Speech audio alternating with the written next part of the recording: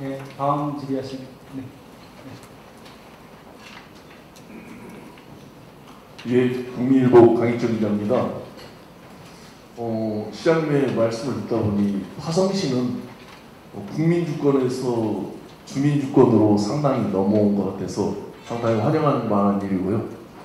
제가 질문 드리고 싶은 거는 시장님께서 상당히 5급 개방직을 확대하시려고 하고 그렇게 진행하고 있는 걸로 알고 있습니다.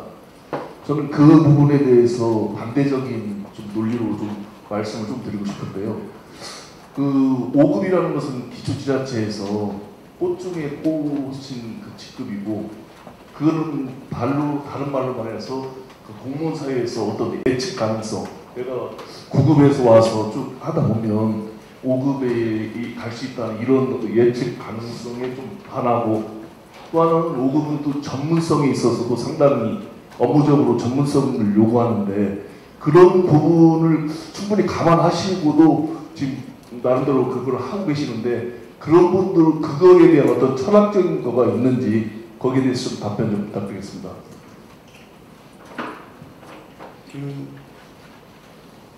아까 이제 국민주권을 넘어서 주민주권으로 가고 있다고 말씀하시는데요. 그거랑 맥이 같습니다.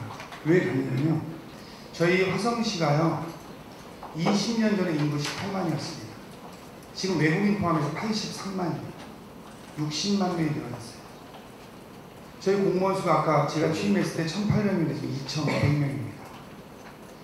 금년하고 내년에요, 화성시에서 국장님이 14분에서 15분이 승진하시고요, 5급이 60명이 승진합니다. 이런 지자체는 대한민국에 없습니다.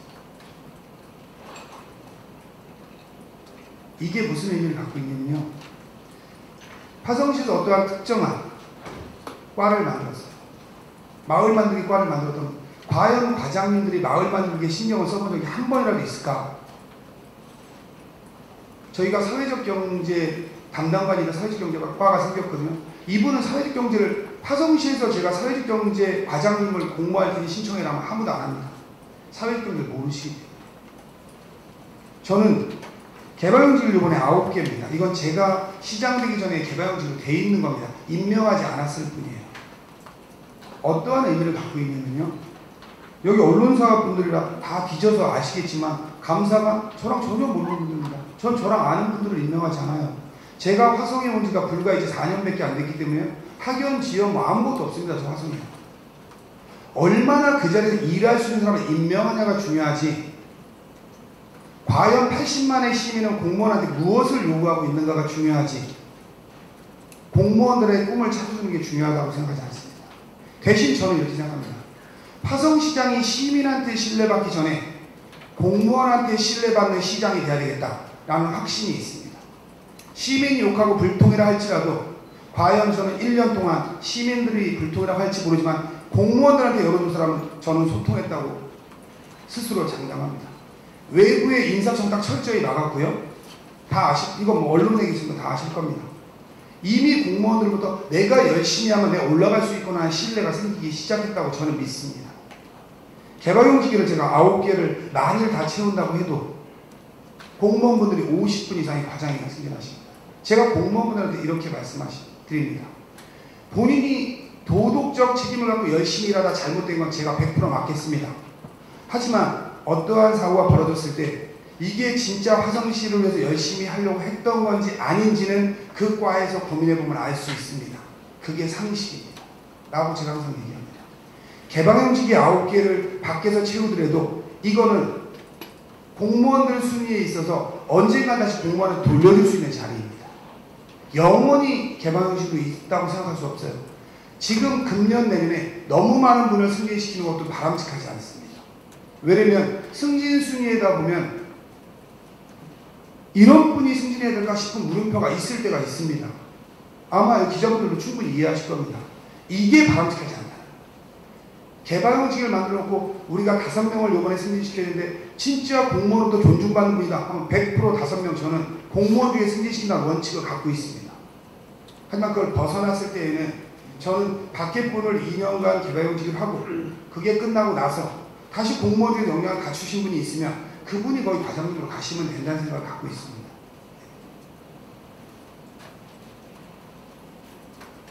네, 다음 질의. 예.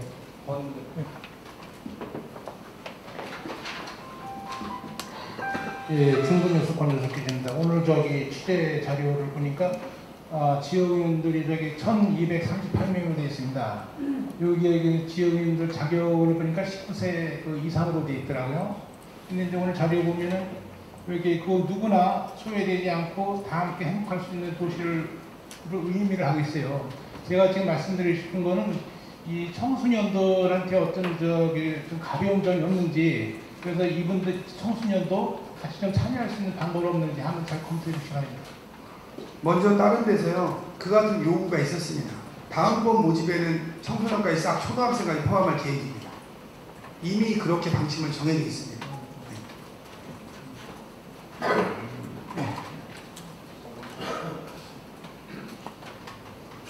네, 스프라이즈 뉴스 정명별 기자입니다. 시장님 말씀 중에서 또 말씀을 하셨지만 시장은 방향성을 정하는 사람이다 라고 말씀을 주셨는데, 시장님 말씀 중에서 아까 공약 이행률은 그렇게 중요하지 않고 시민들의 소리 고민을 해결하는 것이 더 중요하다라고 이제 말씀을 주셨는데, 지금 화성 같은 경우에는 이제 아까도 말씀 주셨지만 거대 프로젝트들이 많이 있습니다. 공약 이행이라는 어떤 객관적인 어떤 지표가 방향과 목적이 없으면 시정 방향이라든가 아니면 도시 발전의 방향성이 이게 허물어질 수 있는 위험성이 있을 텐데, 그 부분에 대해서 시장님께서는 어떠한 방법으로 이것을 풀어가실지 말씀해 주시기 바랍니다. 제가 아까도 말씀드렸지만 몇 년 전부터 철저히 시장을 연구소 만들어서 준비한 사람이 아닙니다. 그러면 현행 법의 한계 때문에 이 정도 시장 나오려면 자기가 한 5년 정도 연구소 만들어서 직원 한 20명 갖추고 연구해서 공약 내야 제가 볼 땐 될 것 같아요. 근데 아까처럼 제가 공약 이행이 중요하지 않다고 할 이유를 조금 부연 설명드리면요, 제가 어떠한 공약을 내도 이행이 되더라고요. 그러니까 말을 아라고 하냐 어라고 하냐예요. 제가 예를 들면 유치원 아이들을 위한 이런 환경을 만들겠다 하면 그 유치원 아이들을 위한 제가 공약을 낼 때는 화성시 전체 유치원 아이들이 이런 혜택을 받으면이 공약의 목적이었어요. 근데 지나고 나면 우리가 유치원 애들 방과 후 돌봄 하면 한 군데만 줘도 공약 이행하게 되더라고요. 그런 취지에서 아까 공약 이행이 중요하지 않다는 표현을 한 겁니다. 이해를 충분히 제 설명이 부족해서 이해를 그렇게 하실 수밖에 없었을 겁니다. 제가 노인 치매 안심원도시를 만들겠다 하면 치매 안심센터에서 그 동네 몇 명만 가면 공약이 이행되고 되더라고요. 이러한 말씀 때문에 그런 게 중요하지 않고 함께 느낄 수 있는, 우리가 모든 사람이 보편타당성으로 느낄 수 있는 게 중요하다 생각하고, 천상 시간이 흐르면 제 느낌상 1년 되고 제가 6월 며칠 날 한번 국별로 쭉 보고를 받았는데요, 제 공약이 그냥 착착착착 진행되고 있더라고요. 아마 다른 도시도 다 그럴 겁니다. 하지만 그게 각 시장, 군수, 구청장이 낼 때 공약의 마인드였는지는 제가 볼 필요가 있어요. 왜? 제 공약을 보면서 제가 하려는 마인드가 아니라는 느낌을 되게 많이 받고 있습니다. 제가 아까 함께 사는 사회적 약자를 위한 그래서 지역아동센터 시립화를 얘기를 했는데 그저께 제가 공감에 갔었습니다. 근데 그렇게 제가 강조를 했는데 그냥 공약 이행한 거에 불과한 지역아동센터를 만들었더라고요.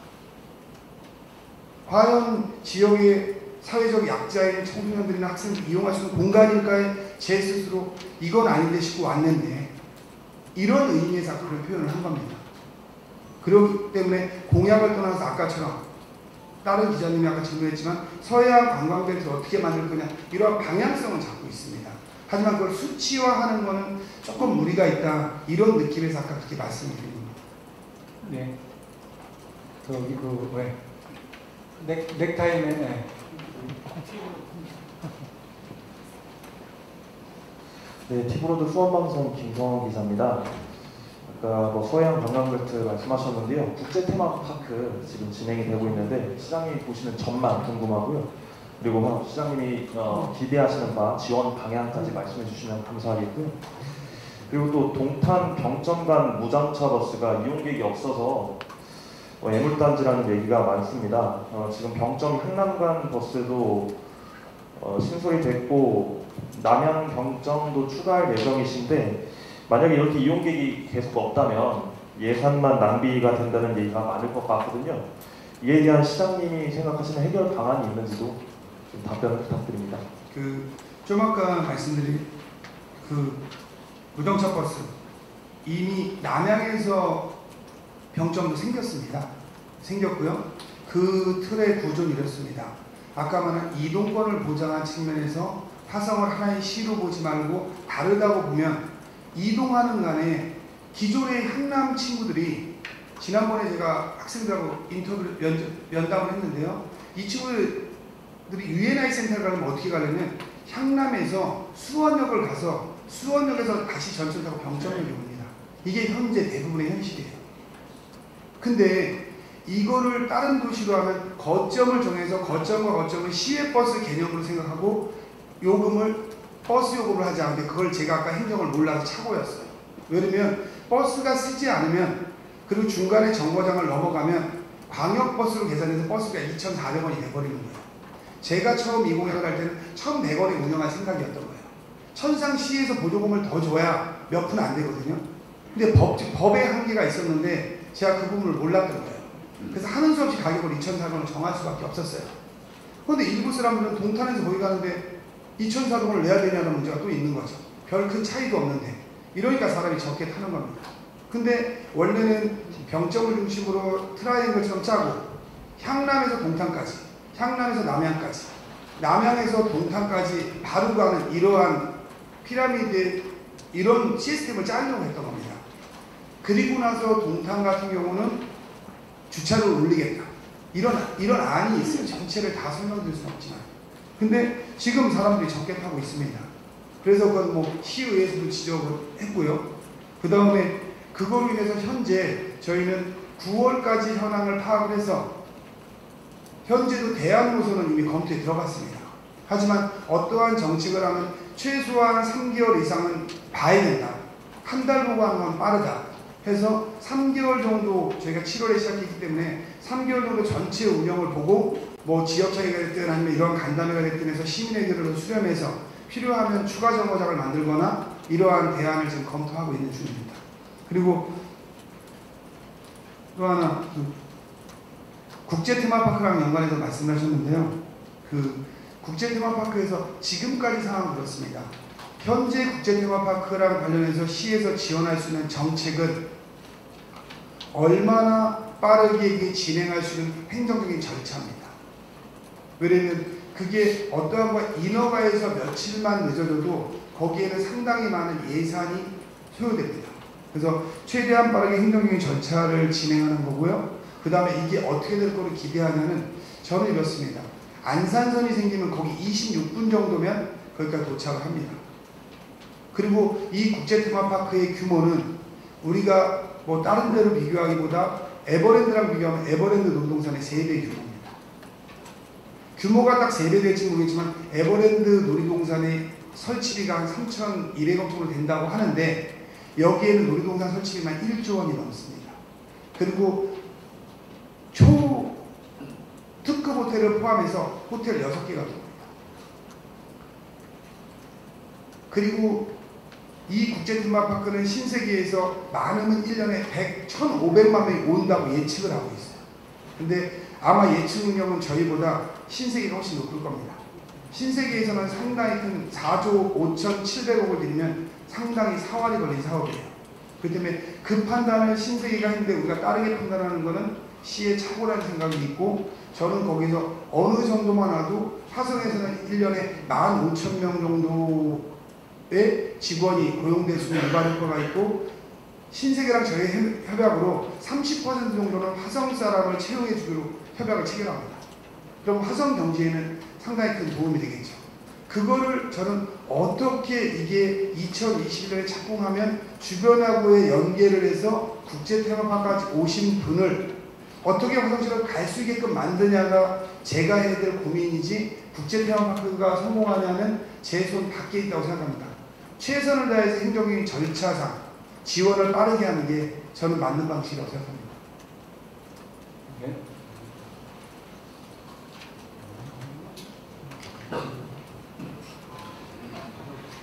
네, 안녕하세요, 시장님. 화성저널의 이영찬 기자입니다. 계속해서 이제 서부 쪽, 화성 서부 쪽에 대해서 말씀하셨는데, 관광 쪽보다도 제가 알기에는 시장님께서 서부 쪽의 어촌과 어항 그 발전에 대해서도 많은 관심이 있는 걸로 알고 있습니다. 그에 대한 어떤 비전과 방향이 있는지 한번 말씀해 주시고요. 그리고 혹시 전 임기 사업 가운데서 혹시 예산을 축소하시거나 좀 반대하는 그런 사업이 있으시다면 한번 말씀해 주시고, 마지막으로는 이제 취임 초기부터 어떻게 보면 파격적인 행보를 하고 계신다고 알고 있는데, 예를 들자면 이제 축사나 행사장 인사 등 요식적인 그런 그 형식적인 그런 부분들은 이제 좀 생략해가고 줄여간다는 걸로 알고 있습니다. 이에 대해서 시장님의 정확한 한번 답변을 부탁드리고요. 최근에는 그 화성신문에 게재된 축사 부분에 대해서는 어떻게 된 것인지 그것도 한번. 창간 축사가 게재됐었는데 그건 어떻게 된 부분인지 그것도 한번. 화성신문의 창간 축사요? 네. 제가 솔직히 그런 축사들은 솔직히 잘 모릅니다. 대부분 네. 시장들이 축사를 쓰시는 상황도 아니고요. 네, 알고 있습니다. 네, 그래서 제가 뭐가 나갔는지 솔직히 잘 모르고요. 그 다음에 뒤에부터 제가 메모한 대로 말씀드리면, 저는 축제 같은 것도 이제 축제 시즌제를 저희가 개최합니다. 그러면 행사장에를 안 가는 건 저는 그렇습니다. 가치 있고 의미 있는 행사는 한 명이라도 간다. 하지만 사람들이, 시민들이 많이 모여서 제가 인사하기 위한 행사는 올바르다고 생각하지 않는다. 그러니까 시민들이 가요제를 하는데 시장에 올라가서 인사만 하기를 시민이 원할까? 저는 시장 되기 전에 그걸 싫어했어요. 그러면 제가 싫어한 건 안 해야죠. 왜 무대를 만들고 맨 앞에 시장에 앉아야 될까? 저는 그거에 대해서도 좀 부정적입니다. 아마 4년 안에 이렇게 거의 다 수정이 될 겁니다. 한 번에 하려니까 저는 쉬운데 시의원들도 있고 다른 분들도 있어서 이게 어려움이 좀 있어요. 그래서 행사에 가는 거는 우리 도시의 가치의 의미 있는 행사. 그리고 시민을 즐겁게 하는 축제는 시민이 즐겁게 하는 거에 포커스가 맞춰져야지 거기에 필요 없는 무대를 만들 필요 없다. 그러니까 시민들의 행사에 반드시 필요한 무대면 만들어져야죠. 하지만 상당히 많은 게, 예전에 제가 정치에 있으면서 무대가 없어도 되는데 시장이 인사만 하기 위해서 예산을 써서 무대 만드는 거, 이런 거는 좀 필요가 없다. 이런 거는 좀 삭감을 하자. 그런데 시장이 시민의 대표성으로 그 행사를 주관해야 되는 상황이 벌어질 수 있어요. 행사를 하다 보면. 뭐 예를 들면 풍어제 같은 걸 하는데 거기에서 시장이 거기서 제를 하는 게 좀 중요하다. 이 의미를 가질 수 있습니다. 그런 의미 있는 행사에는 참여를 한다. 하지만 그렇지 않은 거에는 게스트로, 똑같이 시민과 똑같이 게스트로 참여하고 그냥 일반석이 아닙니다. 그리고 저를 소개하는 것도 할 필요가 없다. 이게 기본 방향입니다. 그리고 그게 시민들이 원하는 걸 거라고 저는 생각을 하고 있어요. 제가 시민일 때도 그걸 원했기 때문에. 저한테는 감동이죠. 제가 맨날 그런 데 가서 무대에 있으면 시장 왔어 해서 저를 알리는 데는 도움이 되겠지만 저는 그건 올바르다고 생각하지 않고 있습니다. 그 다음에 전 시장님의 사업에 축소한 게 있냐? 저는 전 시장님이 상당히 유능하다고 생각하는 사람입니다. 일부 특정한 거에는 저랑 가치관에 좀 다른 부분들은 좀 있죠. 그거는 시장이 바뀌었습니다. 거기에서 축소한 거에 대해서 대표적인 건 이음터 사업이라고 하시면 되고, 나머지는 제가 전 시장 사업을 거의 축소하지 않았습니다. 그러면 지금 화성시의 상황을 그대로 말씀드리면, 저희가 재정자료도 1위고 예산이 충분히 있기 때문에 굳이 전 시장님 사업을 삭감하면서까지 제 사업을 할 만큼 제 공약이나 사업이 크지 않습니다. 지금 1년간 해온 걸 보시면 뻔히 아실 겁니다. 근데 이음터를 축소한 건 이음터를 20개 넘게 지신다고 했는데 그게 하나당 260억에 가까이 듭니다. 땅을 사서 짓는 건 300억이 넘게 들어요. 근데 26개 지면 1조 원에 육박합니다. 그리고 이 1조 원에 육박하는 문제는 1년간 유지비가 500억이 넘게 됩니다. 다 짓게 돼요. 그거는 좀 바람직하지 않다. 그래서 요번에 지금 계획된 것만 그 다음에 짓는 건 100억 규모에서 지금 이음터를 짓고 있습니다. 그 다음에 제가 하려고 하면 이음터가 반드시 져야 되나? 저는 이런 생각이 좀 많이 있습니다. 그 청사의 상징성 있는 거는 돈이 들어도 의미 있는 조형물로 만들어야 된다는 생각이 있어요. 그러니까 우리가 어떠한, 예를 들면 남양청사를 진다 하면 건물이 큰 게 아니고 예술적 가치나 도시 미관적 가치를 묻어서 많은 비용을 들여 질 필요도 있다. 그런 부분이 많이 있습니다. 하지만 그렇지 않고 필요한 거, 예를 들면 청소년, 아까 모두림센터에 2층은 청소년하고 3층은 이제 어머니들을 위한 공간이에요. 이런 거는 저는 신도시 구간에 한 5층, 4층을 통으로 임대해서 해도 된다는 생각입니다. 그걸 굳이 청사에서 소유할 필요는 없다고 생각을 해요. 우리가 모두림센터에 뭐 청소년관 이런 관을 청소년들이 쉽게 다가갈 수 있는, 그러니까 주민센터를 짓는다고 가정을 하면 주민센터를 얼마나 도시 디자인, 도시 건축을 선도해 가게, 짓냐, 여기 비용을 쓰냐에 대한 긍정적입니다. 하지만 거기에 주민자치 프로그램이라는 공간을 만들어서 많이 크게 만들려면 주민들이 많이 살고 있는데 층을 임대해서 하자, 이런 생각을 좀 가지고 있습니다. 그래서 이음터의 역할 중에서 우리가 구석구석 들어가서 할 거는 사람이 몰려 사는 데가 떨어져 사는 데가 있잖아요. 그 아이가 1시간 30분 이렇게 걸어간다고 가정하면 이동하는 것보다 거기 가서 작은 이음터들도 필요한 걸 만들면 된다. 이래서 좀 방식이 전환된 거라고 이해하시면 좀 더 편할 것 같습니다. 그러면 어초로랑 관련해서는요.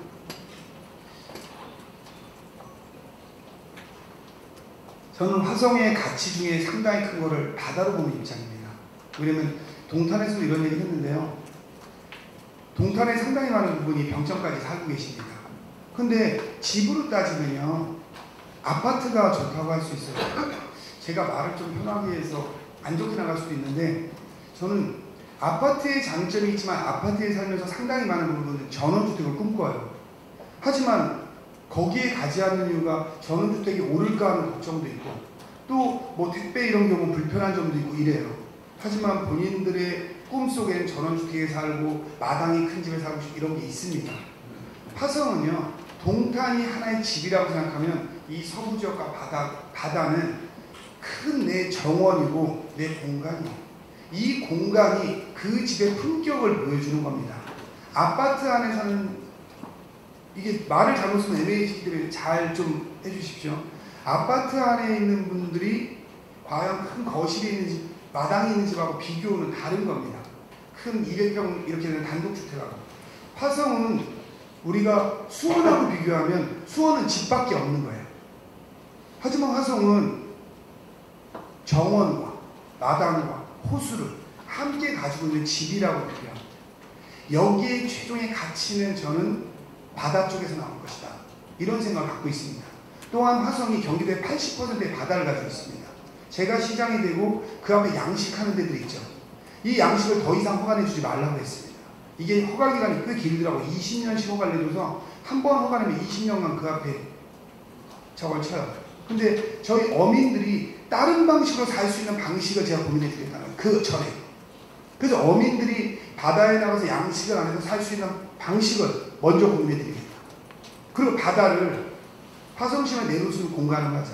화성시 바다가 경기도의 80%다.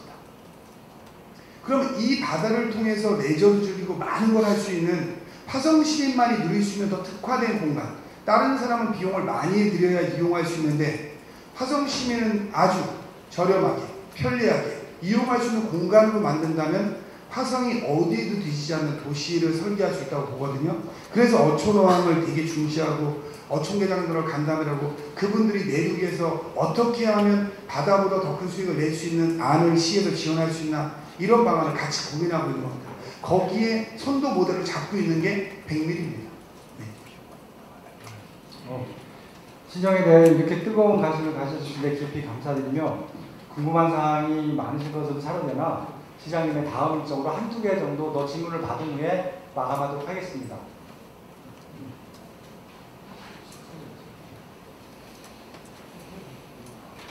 네, 저는 시장님 인터뷰 소속과 성함 좀 말씀해 주세요. 뉴스타워의 조백형 기자고요.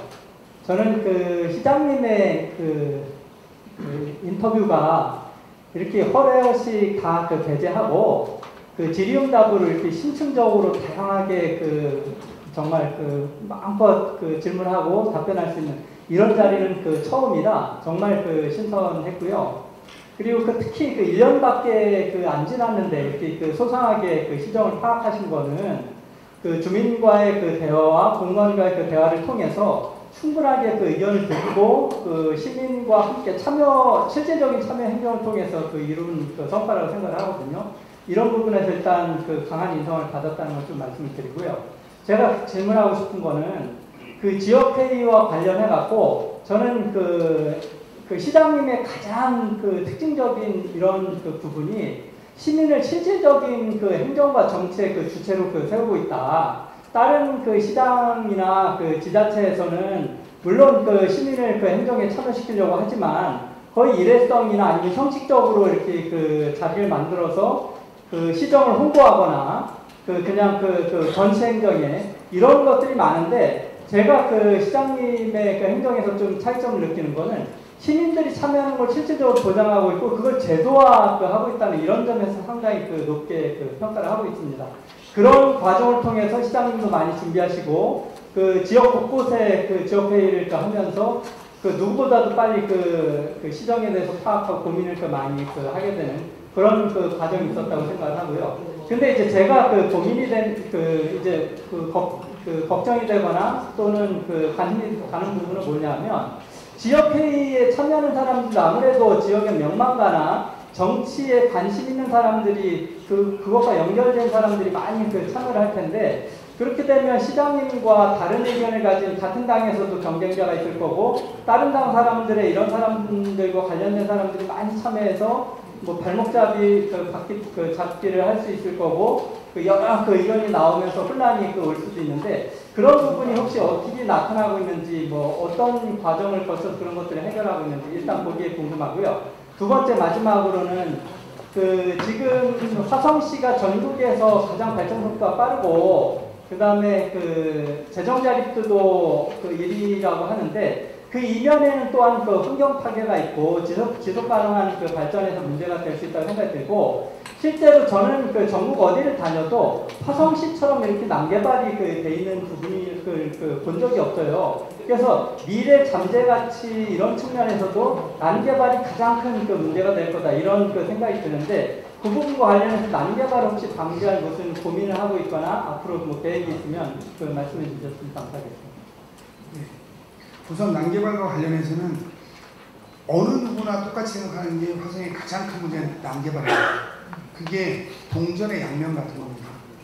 화성이 재정 자립도 1위, 성장률 1위로 올 수 있었던 건 기업의 역할이에요. 그러니까 충분히 예측됐던 일입니다. 근데 거기에 대해서 준비가 부족했던 건 명확히 사실입니다. 그래서 제가 시작되고 국회나 제안해서 시작된 게 국회 안에 난개발 방지 포럼이 만들어졌습니다. 그래서 정기적으로 회의가 하고 있고요. 그 국토부도 참여하고 환경부도 참여하고 있고요. 저희가 우선적으로 하려고 하는 거는 말씀대로 화성의 미래는 아까 제가 바다에 있다고 했지 않습니까? 그리고 이쪽이 집으로 따진 마당이라고 했지 않습니까? 마당에는 적절한 나무도 심겨지고 길도 만들어졌다고 이래요. 근데 집이 되게 멋있는데 거기 흉물스러운 게 있는 거랑 지금 똑같습니다. 근데 이걸 어떻게 갖출까에 대해서 저희가 지금 고민하고 있는 그냥 조감도 정도만 말씀드리면 아마 빠르면 저희가 지금 진행을 하고 있는데 특구 정책처럼 먼저 정해질 거예요. 그래서 조례를 정해서 우선 외장을 바꾸자.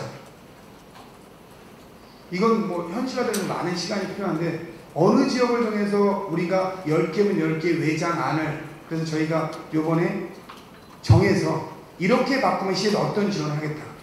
그래서 예산을 해서 외장 지원을 할 겁니다. 그리고 새로 들어오는 공장에 지금 거의 기본적으로 제가 공장을 이런 거 안 내겠다는 게 기본 방침이고요. 낼 수밖에 없는 상황이 되면 외장의 모델을 이렇게 하고 이러이러한 형태를 갖추면 어떤 지원을 하겠다라는 조례를 제정할 계획이 있습니다. 현재. 그래서 그걸 진행하고 있고 또 하나는 저희가 기존에 있었던 데들이 어디 보면 우리가 난개발이라고 하는 첫 번째가요. 시각적인 겁니다. 그러니까 일반 시민들이 지금 기자님을 포함해서 상당히 전문가분들은 다르게 생각하겠지만 일반 시민들이 봤을 때 난개발을 어떻게 보냐면요. 지나가다 지저분한 게 보이는 겁니다. 시각적인 측면. 이게 가장 큽니다. 그래서 이 시각적인 측면에 어디는 오래되다 보면 천막을 쳐놓고 천막이 막 찢어졌는데 그냥 방치되고 있어요. 이런 걸 어떻게 하는 거에 대해서 화성 전체로 하는 건 무리수가 있다. 그래서 하나의 면 정도나 오늘 시범적으로 정할 겁니다. 그래서 거기부터 우선 좀 지원을 해보자. 그리고 그 사례가 지금 현재요. 우리가 국회에서 만든 난개발 방지 포럼에서 화성시를 시범 사례로 정하기로 했습니다. 그래서 그 난개발 방지를 난개발 1위가 화성시라고 보면 맞고요. 2위가 김해입니다. 그래서 거기서 화성시 한 2군데 정도 사례를 뽑아주면 그거를 난개발 방지 포럼에서 국가 차원에서 여기를 난개발을 바꾸는 방안을 모색해 주겠다 해서 지금 전문가들이 붙어 있어요. 그래서 저희가 2군데 정도를 설정해서 이미 제출을 한 상태입니다. 그래서 그렇게 좀 진행하려고 하고 있고요.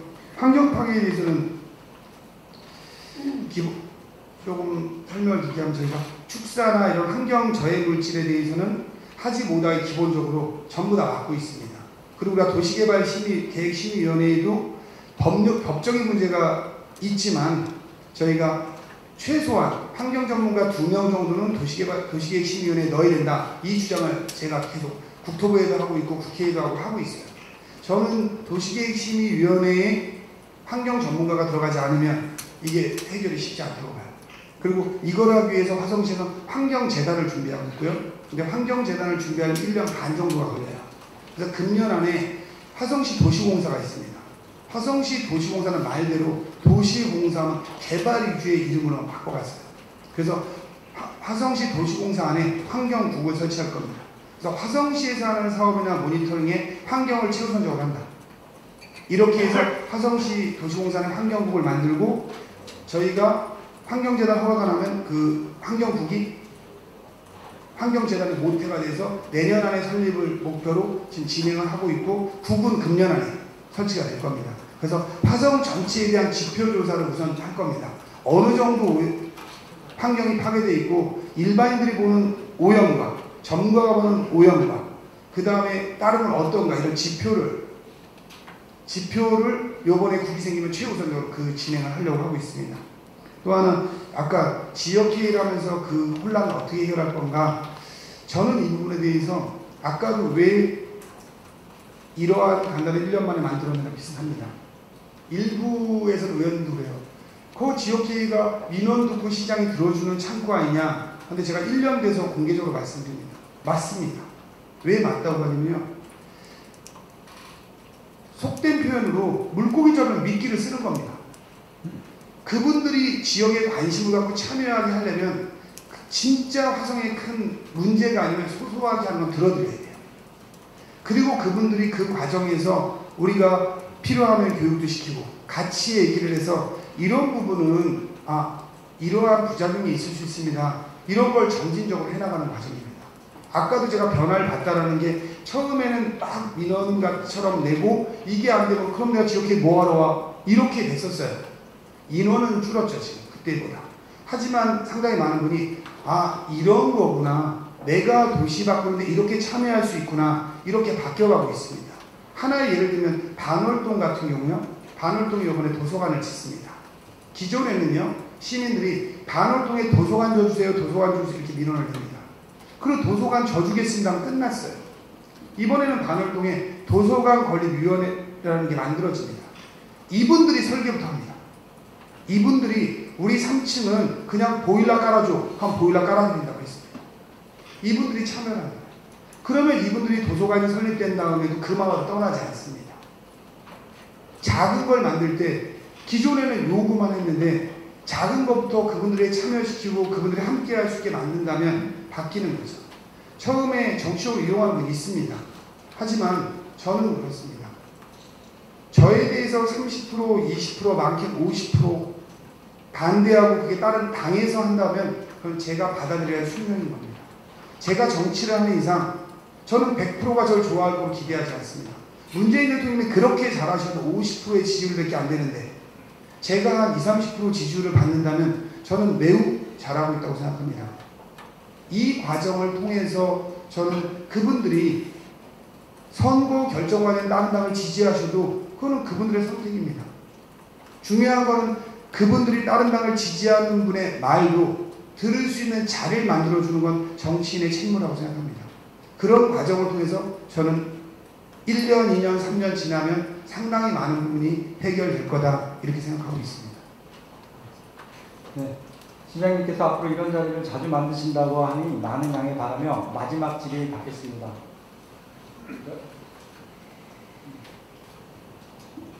YBS 유영주 기자입니다. 1주년 축하드립니다.